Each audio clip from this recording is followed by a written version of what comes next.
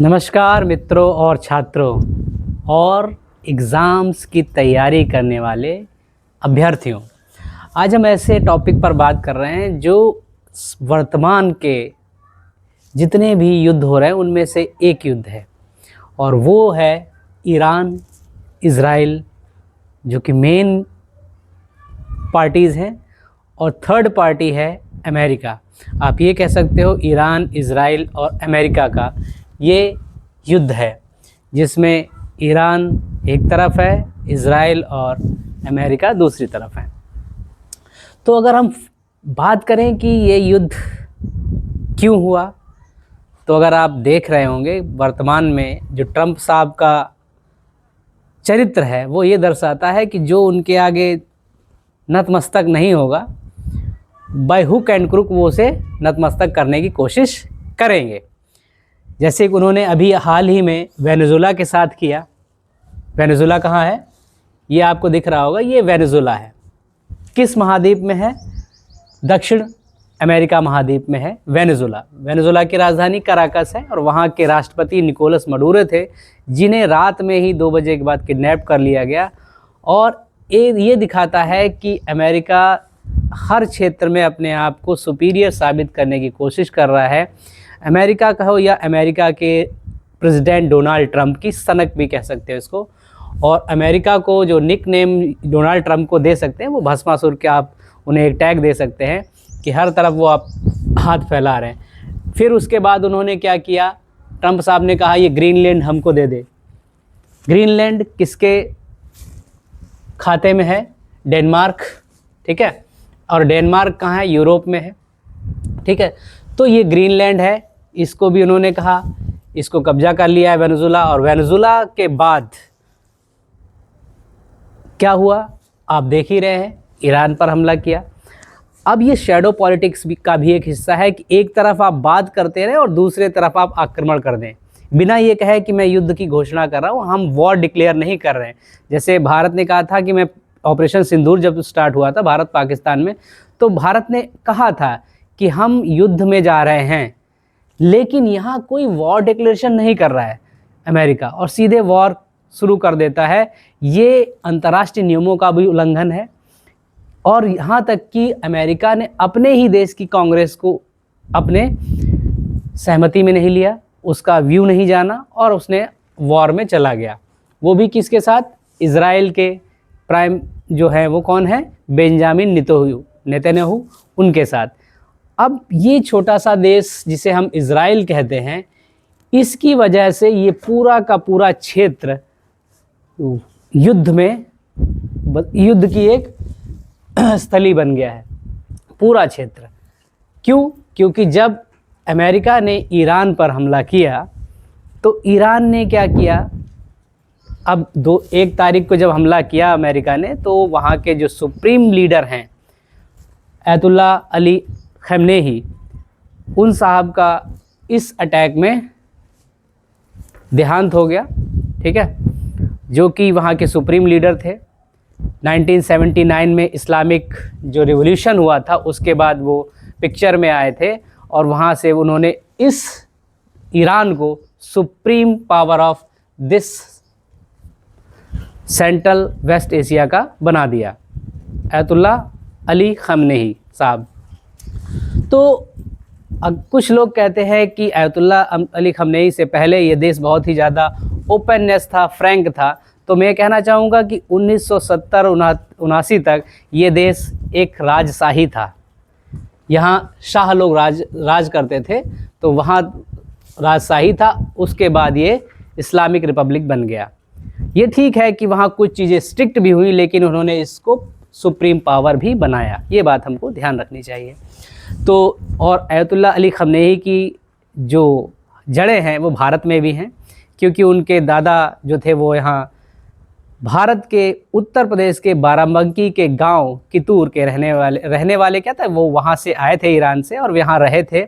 उसके बाद फिर से वो 1830-40 के बाद आए थे और फिर उसके बाद फिर से वापस ईरान चले गए थे, वहाँ अपने देखने, वहाँ की मक्का मदीना की सैर करने, फिर वहाँ के ईरान में इस्टेब्लिश हो गए। तो इन लोगों के नाम के आगे हिंदी भी लिखा जाता है, याद रखें, अयतुल्ला अली खमेनेई हिंदी। तो जब इस्लामिक रिपब्लिक हुआ था उससे पहले वहाँ के शाह लोगों ने कहा कि ये लोग तो हिंदुस्तानी हैं, बाहर के मुल्क हैं, विदेशी साबित करने की कोशिश की थी, लेकिन फिर भी लोगों ने अयतुल्ला अली खamenei के परिवार पर भरोसा किया और उनको यहाँ की बागडोर सौंप दी। तो ये कब की बात है? 1979 में, जब इस्लामिक रिवॉल्यूशन हुआ कहाँ?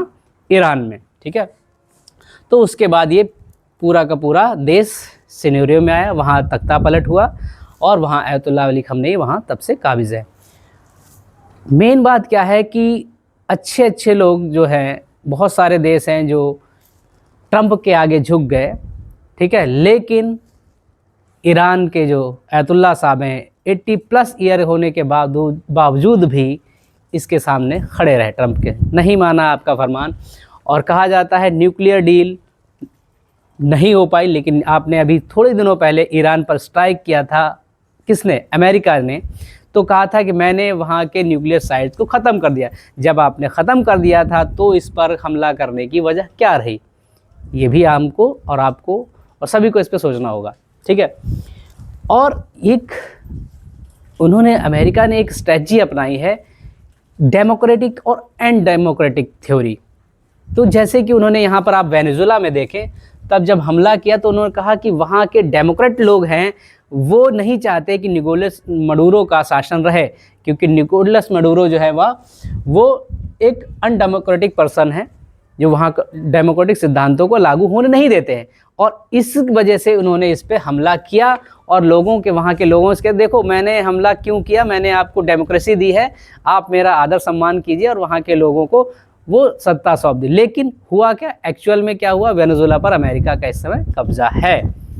कहने के लिए डेमोक्रेसी है, इसी तरह का सिनेरियो यहाँ भी क्रिएट किया गया, क्योंकि ईरान में भी अभी बहुत सारे सिविल वॉर हुई, लोग सड़कों पर आए, उसको मद्देनज़र देखते हुए अमेरिका ने कहा कि देखिए मैंने आपको डेमोक्रेसी दे दी है। ईरान पर हमला करके कह रहा है कि मैं आपको डेमोक्रेसी दे रहा हूँ। क्या दे रहा हूँ?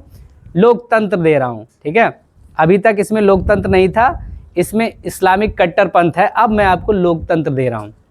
तो इस तरह से ये स्ट्रेटजिक तरीके से हमला कर, अभी भारत में भी लोग सड़कों पर होंगे तो आगे चल के वो भारत पे भी हमला कर देगा इसी बेस पे कि भाई यहाँ के डेमोक्रेसी लोग चाहते हैं, मैं डेमोक्रेसी स्टैब्लिश करने आया हूँ। बांग्लादेश में भी आ जाएगा और हर जगह यही पॉइंट ऑफ व्यू उठाएगा।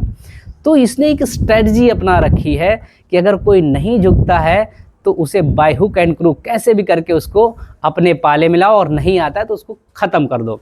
तो ये साथ मिलकर किया गया है इज़राइल के साथ। ठीक है, इज़राइल का डायरेक्ट ईरान के साथ युद्ध नहीं था, लेकिन ये युद्ध बढ़ता गया। और ईरान ने क्या किया? जब खamenei साहब का इसमें हत्या हो गई, मर्डर हो गया, जो भी कह सकते हैं आप, तो उसके बाद ईरान ने क्या किया? जहाँ जहाँ अमेरिका का बेस है, ये ईरान है, ईरान की राजधानी तेहरान है, ठीक है, अमेरिका के जहाँ जहाँ बेस हैं, चाहे वो अफ़गानिस्तान हो, चाहे वो इराक हो, चाहे कुवैत हो, बहरीन हो, कतर हो, यूएई हो, सऊदी हो, हर जगह उसने क्या किया? स्ट्राइक्स किए। यूएसए के बेस को स्ट्राइक किया, किसी देश पे आक्रमण नहीं। उसने कहा, डिक्लेयर किया कि मैं यूएसए के बेस जहाँ जहाँ नियर अबाउट है, मैं उन बेस पर हमला ज़रूर करूँगा। आप या तो उन्हें वहाँ से हटा दीजिए, या आपका जो भी खर्च, वो भी आपकी दिक्कत होगी, जो भी परेशानी होगी आप भुगतिएगा। इसलिए पहले से ही मैं आपको चेतावनी दे रहा हूँ कि मैं यूएसए के बेस पर अटैक करूँगा। तो ईरान ने लगभग 9-10 देशों पर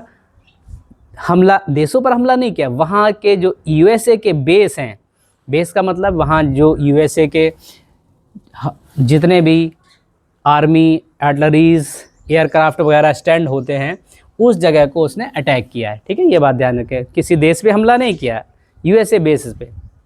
ठीक वैसे ही जैसे अमेरिका कहता है, अमेरिका ने अभी फरवरी 2025 में सोमालिया पर हमला किया, ये सोमालिया, और कहा कि मैं वहाँ के ISIS मिलिटेंट्स हैं उनको टारगेट कर रहा हूँ। ठीक है, अल साहब को टारगेट कर रहा हूँ।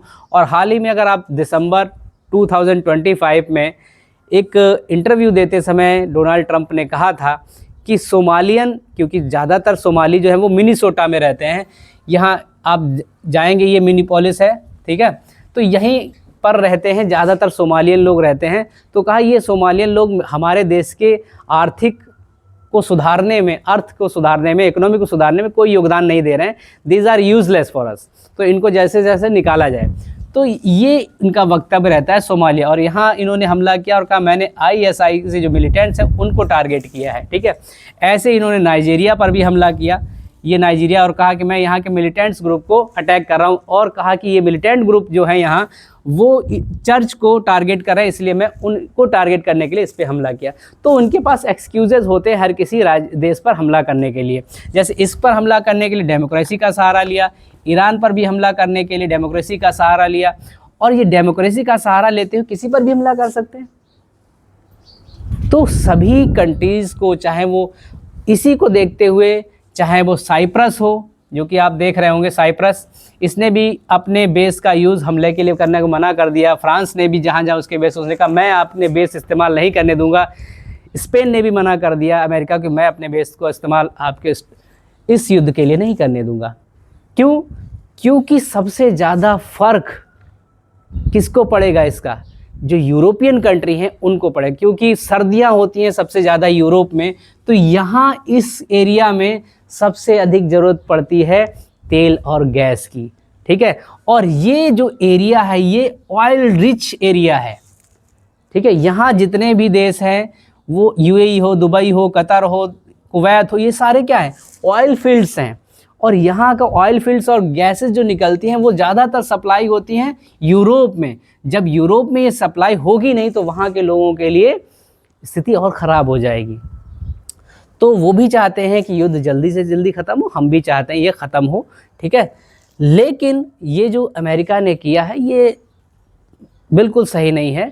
इससे युद्ध से किसी को लाभ नहीं होता है, आप भी जानते हैं और सभी लोग जानते हैं कि युद्ध या लड़ाई किसी भी तरह का योगदान आपके अर्थ को बढ़ाने में नहीं करता है, आपको बेहतर बनाने में नहीं करता। चाहे घर की लड़ाई हो चाहे बाहर की लड़ाई, किसी भी एंगल से सही नहीं होती है। तो उसको जितना जल्दी ख़त्म किया जा सके या समझौता बातचीत से ख़त्म किया वो करिए और इस युद्ध को रोकिए। अन्यथा ऑयल प्राइसेस भी सर्ज करेंगे एज वेल एज गैसेस के प्राइस भी सर्ज करेंगे। सर्ज का मतलब बढ़ेंगे, एकदम से शूट आउट होंगे, तो शूट अप होंगे। तो इसलिए क्या हो जाएगा, ये प्रॉब्लम बहुत ज़्यादा बढ़ जाएगी। अब इसकी बात करते हैं। बच्चे कहते हैं सर ये ज्योग्राफी जो है करंट आता है और ज्योग्राफी कैसे याद करें। तो भाई जैसे अभी मैंने कहा कि युद्ध चल रहा है, तो यहाँ पर बहुत सारे जो कंट्रीज़ हैं वो इसमें पिक्चर में आ रही हैं। इसमें कई सारी कंट्रीज़ पिक्चर में आ रही, तो उन्हीं से रिलेटेड प्रश्न बनेंगे। अब मैं ईरान की ही बात कर लूँ तो ईरान में जो दो पहाड़ियाँ हैं, एल्बुर्ज और जगरोस और अल्बुर्ज, ये दो मेन यहाँ की जो कंट्रीज़ हैं, वो माउंटेन्स हैं, ठीक है, वो इसको प्रोवाइड करती हैं एक सेफ गार्ड। जैसे कि हमारा हिमालय जो है हमें सेफ गार्ड देता है, वैसे अल्बुर्ज और जगरोज की जो पहाड़ियाँ हैं वो यहाँ पर स्टैब्लिश, इस तरह से ये पहाड़ियाँ हैं दोनों, ठीक है। और यहाँ का जो राजस्थान रेगिस्तान है, मोस्ट ऑफ दस्ते लुत, बहुत ही इंपॉर्टेंट रेगिस्तान है वहाँ का, ठीक है। तो ये ईरान कहाँ किस किस से घिरा है चारों तरफ से, वो भी ध्यान रखना होगा। और एक इम्पॉर्टेंट चीज़ है जो यहाँ पर जो है गल्फ़, ये क्या है आपका पर्शियन गल्फ़ और गल्फ़ ऑफ ओमान, इसको जो कहा जाता है, इनको जोड़ने वाली जो एक स्ट्रेट है, नैरो पैसेज जो कह सकते हो, उसे कहते हैं गल्फ़ ऑफ हरमुज। हरमुज की जो स्ट्रेट है वो ईरान ने बंद कर दी है। इसका प्रभाव क्या होगा? इसका प्रभाव होगा जो यहाँ से तेल सप्लाई होता था, यहाँ सब जाता था, वो अब रुक जाएगा, तेल की सप्लाई रुक जाएगी। और जब तेल की सप्लाई रुक जाएगी तो जायज़ सी बात है तेल के प्राइस बढ़ेंगे और इसका खामियाजा केवल ईरान को नहीं सभी देशों को भुगतना होगा, ठीक है। तो आप और हम यही चाहेंगे कि युद्ध जल्द से जल्द समाप्त हो, नेगोशिएशंस हो और अमेरिका पर इंटरनेशनल वायलेशन का एक कह सकते हो उस पर केस चलना चाहिए। आपकी क्या राय है, इस पे केस चलना चाहिए कि नहीं चलना चाहिए? क्योंकि अमेरिका इस तरह से सभी देशों को डेमोक्रेटिक एंड डेमोक्रेटिक घोषित करते हुए किसी पर भी आक्रमण कर सकता है, ठीक है।